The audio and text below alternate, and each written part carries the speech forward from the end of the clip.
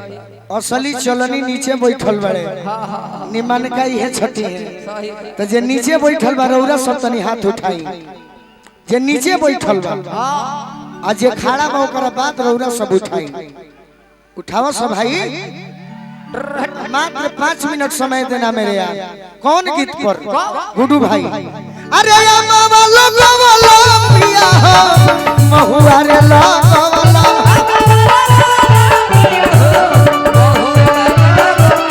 कहे ना लोगो वाला पिया हो कहे ना लोगो वाला पिया हो निमिया के गोछिया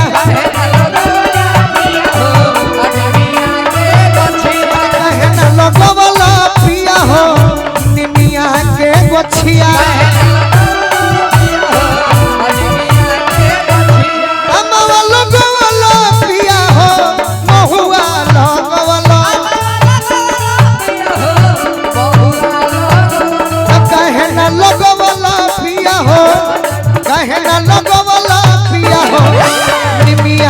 गोछिया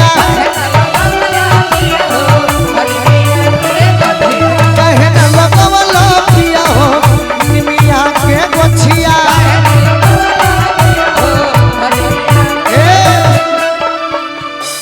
तारा बजाहू के मन है तो हम बजवा दे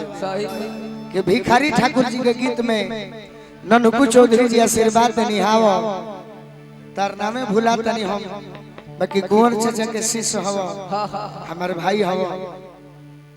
का हो पवन हवे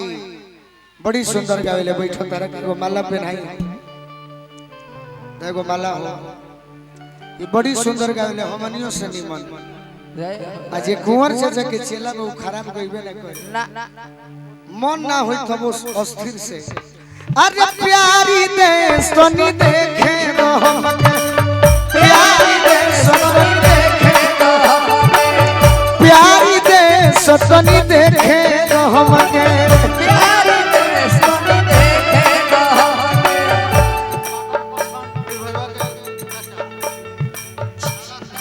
बाबा सिंह जी हमारा निर्भय भैया पाटन वहाँ के चाचा जी बानी हमार भाई आई बानी उमा भैया के भी स्वागत करो। प्यारी दे तो नी देखे तो हमके ये प्रीति बने के होके तो रिंच बना तो सलाई जात यावत में देर न लागी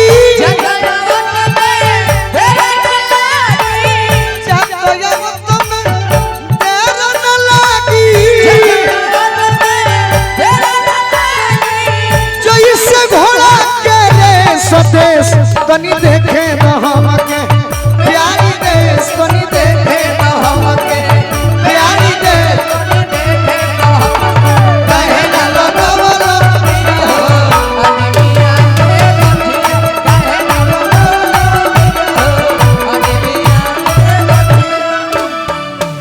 का नाम है और सरदार जी युवा कमेटी संघ भीखी से बहुत बहुत जल्दी फरिया यहाँ बैठी ले हम दाब देते ली जाए एगो औरी जाए आगे तो कहे ना लगवला पिया हो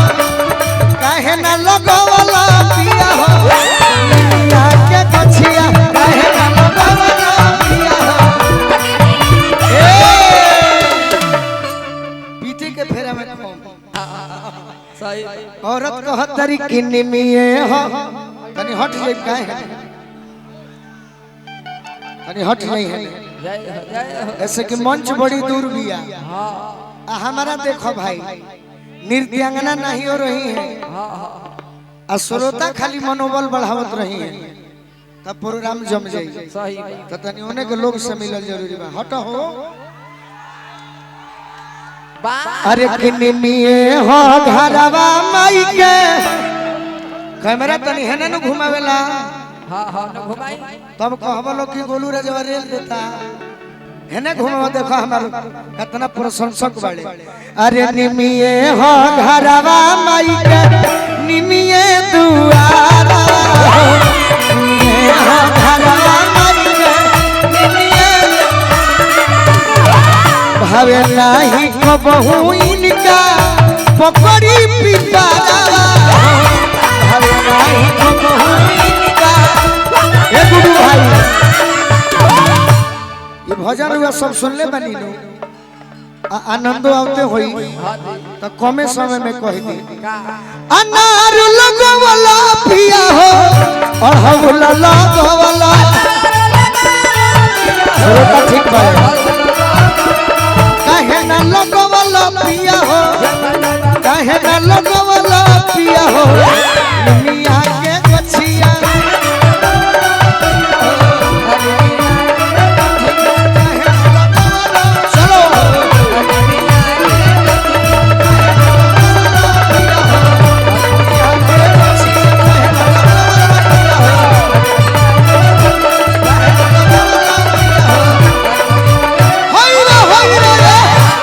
एक बार बोली सच्चे दरबार की।